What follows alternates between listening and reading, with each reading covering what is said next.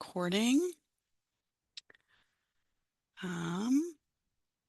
And I also want to, before we get started, launch a poll that we're doing.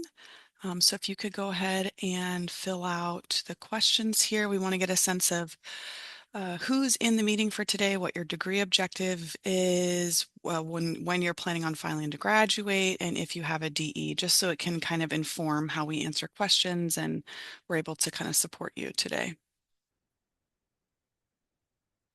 We have a lot of PhD Plan Bs, it looks like, a few master's thesis students, lots of spring quarter grads and summer, and a few designated emphasis for today. Okay. Thank you so much, everybody, for answering that. So I'm going to go ahead and end the poll, and we're going to move on. So my name is Samantha Dewsdeker. I am one of the senior academic advisors in our session for today. My other co-host is Brittany Soler. They're on the meeting as well too. And today you should hopefully be in the Crossing the Finish Line presentation, which is all about learning how to file your thesis, dissertation, or your master's plan 2 / MFA. And so we're going to just a little small introduction to my team. We have two Sarahs on my team, one of which who is in here for today, and our Director of Advising, Sarah Driver, Adair, who you may have seen processing your forms, and then Brittany and myself. So these are the people that you may be emailing or have heard from in your time as a student on campus. And so, hi, welcome. And in terms of today's agenda, we will be talking about a few major questions, which is when do I file, information about like dates and deadlines, eligibility, required registration, how to file, and the different steps that are required for the PhD dissertation and also the master's thesis, and also the filing process for Plan 2 students and the MFA, and then what happens next in terms of graduation, commencement, etc. And we also typically, as you should know, finish early. So we usually do have space for questions at the end. So if you have questions that you see come up, please just hold all of your questions till the end. We will get to them, I promise. And if we aren't able to get to them in the course of today, we also do direct you to our appointment system. We have a lot of availability as well with drop-ins too. So we're here to answer your questions as you get ready to finish. So when do you file? Let's talk about your eligibility as a student for filing to graduate, completing your degree, and the deadlines that we have. So the filing calendar, the most recent or the newest upcoming deadline that seems the majority of you are keeping an eye out for, is the June 11th filing deadline, which is the deadline for spring. That would mean that you were either enrolled in classes for this quarter or you were on filing fee for spring quarter, and you are filing before 5 p.m. on June 11th, which is, as we know, the day of commencement. We do have resources available the day of commencement to answer questions and to support you if things come up, but hopefully you all are wrapping that up before the deadline and before you cross the stage. And that is a Thursday as well too, which is unique in spring quarter for the most part. Our filing deadlines tend to be on a Friday, so just keep that in mind that it is June 11th, a Thursday. The next deadline would be the summer filing deadline, which would put us into September. So that is September 11th, and you would need to be enrolled in spring quarter in order to be eligible for summer filing. We are going to talk a little bit more on the next slide about how that could also impact international students. There is a lot of separate workshops and conversations happening about summer registration if you're an international student, so hold those questions. There is a workshop later today. Maybe Sarah can drop that in our slides. It's from 4 to 5 o'clock p.m. If you have questions about summer registration and what that would look like if you were international and filing. But keep in mind all of your forms, your paperwork, your signed title page, and your submission in ProQuest need to be into our office before 4:59 p.m. This is kind of a broad look at summer session enrollment guidelines that have come out regarding domestic and international students. If you're filing in summer session, if you're filing in the spring, like I said, that June 11th, this would not apply to you. But if you are filing in summer, this is just some information to keep in mind. And you can see there's a new requirement for international students that if you are filing in summer, you need a minimum of 1 unit in summer session 1 or summer session 2. If you are domestic and an international student, you were not enrolled in spring, but you are planning on filing or graduating in summer, you do need to have units in both summer session 1 and summer session 2. That's not as common where we see students not enrolled in spring, but it does happen. If you're an international student that wants to do filing fee in fall quarter or is thinking they may not make the summer deadline and may need to do filing fee, we are really encouraging you to enroll at least 1 unit in either summer session 1 or summer session 2.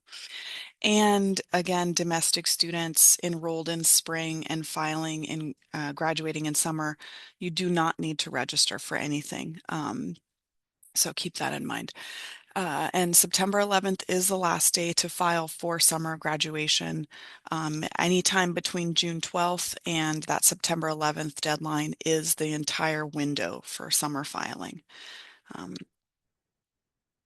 So in terms of eligibility for filing and completing, you need to have advanced to candidacy. We want to see that you are registered or on filing fee in your current quarter, which we just talked about on the previous slide. If you're a master's student, you need to have completed and passed all of your courses that were listed on your candidacy form. That cumulative GPA needs to be above a 3.0. Any incomplete or NG grades should be resolved, and all committee members have been approved by our office, which is again through that candidacy form. Doctoral students in a Plan A and C candidacy programs must have also defended successfully as well too. So your responsibilities as a student are to give your committee adequate time to read and comment on your thesis or dissertation. The adequate time per graduate studies policy is 4 weeks, right? Communicate a timeline with your committee about when you're submitting things, when you expect their review, and what your plan is. So some of you may be in the window of waiting to hear back right now. And if you're in summer, make sure that you're kind of allocating and planning maybe a little extra time because sometimes faculty are on those 9-month appointments and maybe not as available in summer. So these are all things to keep in mind and to incorporate in your own internal timeline. And if your committee has changed since you initially completed your candidacy application, please make sure that you are submitting a reconstitution form in GradSphere, which basically is updating our office on any changes that was made to your candidacy application and to your committee. Let's see here, it clicked over to the wrong screen. So the next thing that we're going to talk about is how do you file and the process of filing in general. There are two different parts, right, in terms of the filing process. So one is actually uploading that thesis or dissertation, or in the case of like the Plan 2s, completing that exam. And then the other component is having your paperwork submitted to GradSphere, which is the part where you notify us, I've done this, I've completed my dissertation, and I would like to graduate, right? So one, make sure you upload your completed and approved thesis or dissertation to ProQuest. ProQuest will automatically send a notification of your upload to our office, and one of your advisors will conduct a review to ensure that your format matches the requirements included on our website, and that Any edits and acceptance notices are sent directly to your email addresses you use to create your ProQuest account. So if you're in that window of waiting right now to hear back from your committee, you can create a ProQuest account and start the process of exploring that website and not leaving that component of things till the very last minute. Same thing with GradSphere. You can log into GradSphere anytime and start a draft of your filing submission. And this is great because you want to make sure that when you enter your committee information, you don't have any technical issues, or if you're trying to complete paperwork, that you know what you're supposed to be doing. So all of those things are done in the filing process section of GradSphere, and you're able to complete that online as well too. GradSphere will prompt you for all of the relevant paperwork that you'll need to do based on your degree type once you start that filing process. And so your filing package is reviewed again manually by a person in our office and approved in GradSphere as well too. So those two websites are the places you're going to start and your filing process. And so in terms of required filing paperwork that's submitted in GradSphere, you definitely have a signed title page that needs to be submitted. It's submitted by, signed by all of your committee members and submitted. As a student, you're able to submit this now. You're able to upload it. You have a PDF copy of your abstract. You can just pull that page directly out of your thesis or dissertation and you upload that. You have the release agreement or the embargo, which says when you would like to publish your work. And this is electronically routed to your committee chair. You have future contact information, so we have a way of reaching you. If you are a PhD student, you have the Grad Studies Exit Survey and the NSF Survey. These two surveys usually take about 25 to 30 minutes for you to complete. If you have a designated emphasis, you have a DE report that you'll need to complete as well too. And only those students that are doing a Plan A or a Plan C have a final exam or like a comprehensive exam component. And that also is going to be uploaded through a separate process that your faculty will upload on your behalf. So, anyways, we're going to move to the next slide here.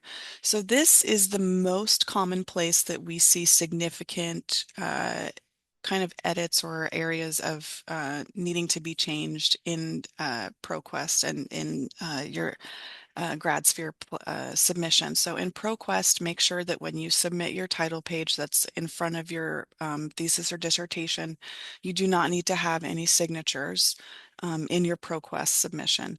You just need to have the title page match the following template that's listed here. You're allowed to change like the font if you don't like the font, for example. But ultimately, the format should really look very similar to this. You're needing to put your chair's name and all of the additional committee members that you have. Some students may have 4 members, some may have 5, so you can add additional lines for those spaces for your members. But we don't want to see Dr. So-and-so or your faculty members' degree behind their name. We just want first and last names for the title page information. So uh, I can have it linked in our website. Maybe Brittany or Sarah can put it in, but we have a very detailed template that you can fill out to complete the title page. And this is something you can upload and kind of start working on now. And then the sign, in terms of the title page, right? The signed title page is the most important document that you will be submitting. It is your committees signing off on your thesis or dissertation. It's signed by all of your committee members listed in your candidacy, and you will upload this to GradSphere. It indicates to our office that you're not just submitting your thesis or dissertation in ProQuest, that you've actually had approval from your committee to submit, and they think your work is publishable and ready for and is a final copy. Your unsigned title page will look the same as your signed title page, just without signatures. This is the very first page of your thesis or dissertation that's submitted in ProQuest. So these are all things to kind of keep in mind in the submission process. And we're going to move on now to some of the kind of behind the scenes pages that we have specifically for GradSphere. And Brittany is going to take over this section. And we'll see if Brittany is going to pull the screen away from me or not. Yeah, I'm doing that Yes. right now. Thanks, Okay. Sam. Yeah, no Yeah. problem. All right, folks. So I'm going to cover what it looks like in GradSphere when you're actually completing all of these forms, specifically the filing process form. And this first one is for those of you doing a thesis or dissertation. So the form is going to be on the main page in the degree completion section. Should say filing process, and well named and well labeled. You'll put in your student ID number, and this information at the top will populate for you, and select the appropriate things from these drop-down menus. So whether you're doing a PhD or a master's, and then your intended graduation quarter. If you see the incorrect filing deadline down below there, take a screenshot and we can send you off to our tech team, but just trust us, the June 11th is the correct deadline for this year. If you advance a candidacy using GradSphere, you have an approved candidacy application in the system. This question should be automatic, the candidacy check-in. If it has been a couple of years, you will need to manually click yes here. You should be aware at this point if you are advanced to candidacy, but if you have questions, you're absolutely not sure, you can check in with your graduate program coordinator, but generally go ahead and click yes here. And then the ProQuest deposition, whether we receive your ProQuest submission first or your GradSphere submission first, it's not too much of a deal on our end. So we just need to acknowledge that you will upload to ProQuest if you have not done so already. The next section you'll find is where you will put all of those forms that Sam just talked about. So your signed title page, your abstract, those surveys if you are a doctoral student, and the links are here as you can see. And then if you are one of those students who has a designated emphasis, there are a couple of different ways that you can submit your completion report. You may have already done it. You may have already sent it to your program coordinator, so you can click that you have already completed this or submitted this separately. If you have a copy, you can go ahead and upload it here. And then same thing for the PhD folks who are in a plan A or a plan C. If you have a copy, great, go ahead and upload it here. You should also be able to select that you have already submitted it or something like that. One of these options should be there. The next section is going to be your committee table. Again, if you submitted your candidacy, you have an approved candidacy in GradSphere, this should automatically be here for you. If not, you'll use your committee members' UC Davis email address, and then the rest of this information will populate for you. If there has been a reconstitution or a change, you can edit the table here. And like if it's not correct, there are X's on the right-hand side here. Additional members can be added with the plus sign down here. So just make sure that that looks correct before you are submitting. And then you will select your embargo. So if you're not sure at this point whether or not you need one, definitely have a conversation with your committee chair about it. It is most frequently needed if there is some sort of pending publication or sensitive material in your dissertation or thesis. I'd say most people opt for immediate release, but if you do need one, you can select that here. You can get an embargo that is in 1 year increments up to 6. So 1 through 6. After that, you just need to provide some future contact information if you like, and then any notes or comments for either your program or for grad studies. And then there will be a blue button at the bottom right-hand corner here for you to click review and submit. So what happens next? If the at the top of the page, you'll see that there is a My Applications tab. You can click there to see that your form was assigned to the next person in line, which should be your major professor or committee chair. Um, if you can log and track this, that is, graduate studies receiving the form is really what locks your place in line for having your degree process. So follow up with the folks in your program to make sure that they are, approving it and, getting it into the submission queue as soon as possible, because you don't want that to delay your process, especially if you need a conferral letter in sort of a timely manner, right? Once it does come to the graduate studies review stage, expect about 3 to 4 weeks of turnaround time, especially if you're planning to submit, right around the end of May, first week of June. We definitely expect closer to 3 to 4 weeks for turnaround time at that point. Some information about publishing and copyright. So again, the embargo time that you select has to be approved by your chair, which is, their approval in GradSphere. The length that you select in GradSphere should match what you select in ProQuest. ProQuest is going to have way more options than we do, so you need to go off of your GradSphere choice. If you have any questions about copyright specifically, there is a link to the copyright workshop from 2021. I have not heard an update about whether or not another workshop is going to be offered this year, but you can contact the scholarly communications officer, Michael, directly, and he works at the UC Davis Library if you have any specific questions about copyright issues. So for the Master's Plan 2, any MFA students we have on the call, we'll touch on how your filing process goes. It is very similar. Again, you are going to be submitting a filing process form in GradSphere in this degree completion section, and then the committee chair, possibly your graduate program coordinator, will be submitting a Master's Plan 2 report, and both forms will be submitted by our filing deadline. So again, you put in your information, you select the appropriate things from these drop-down menus, your MS Plan 2, your intended graduation quarter, and then you will have much less to upload. There will still be a candidacy check-in, so hopefully, you have already done that, and if you have done it in GradSphere, it should know that already. You will also have a coursework check-in, so check and make sure whether or not you have completed or your coursework hasn't changed since submitting your candidacy. Again, you can go to the My Applications tab and find a copy of your candidacy if it was done in GradSphere, and you can check which courses were listed. But if any of your coursework has changed, you can click yes here and the box will pop up and you can just let us know what has changed.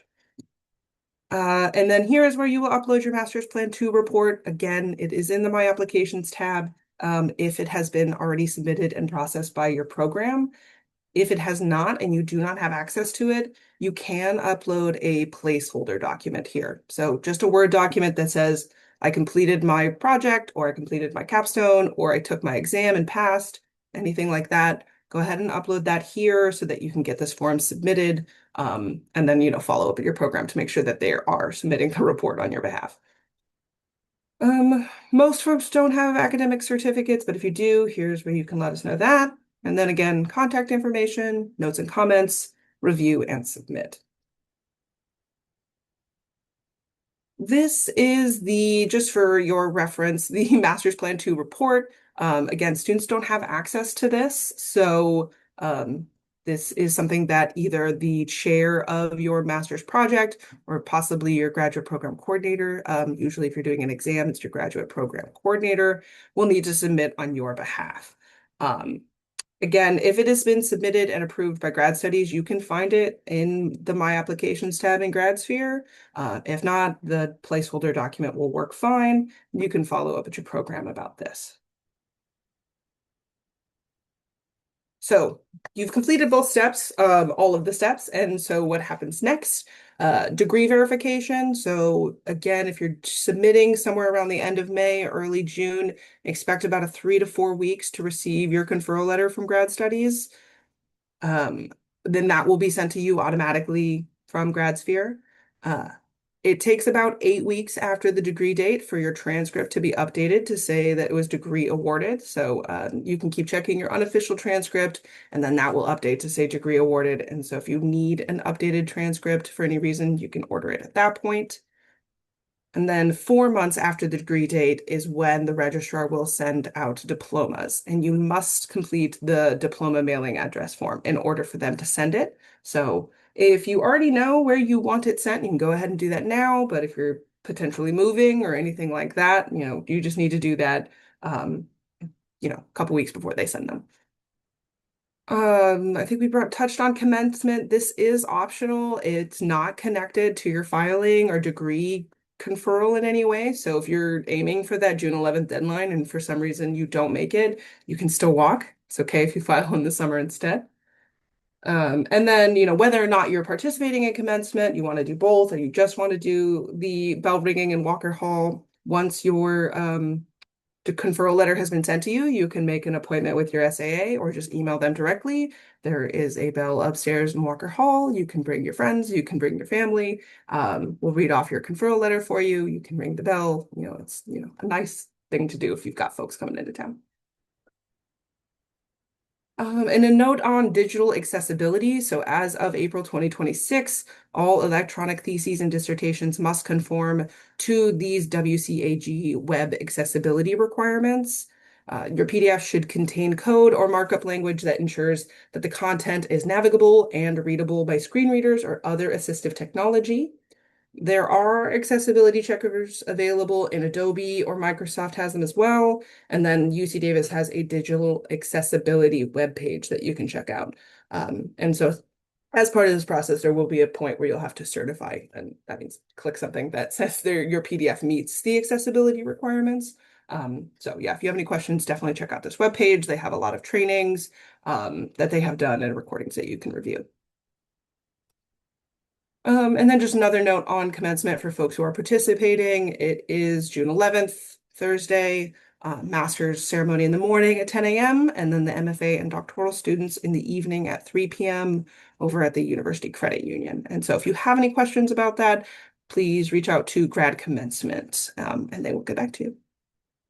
And I just want to iterate again that for any of those that came in late, even though the filing deadline is the same as commencement, we will have somebody available to answer questions the day of the deadline.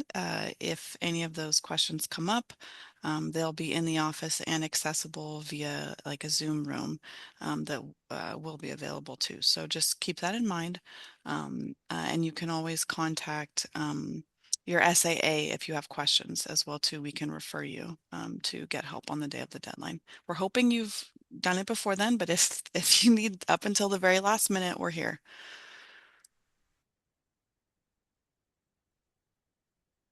So I think we're at the question and answer portion of things.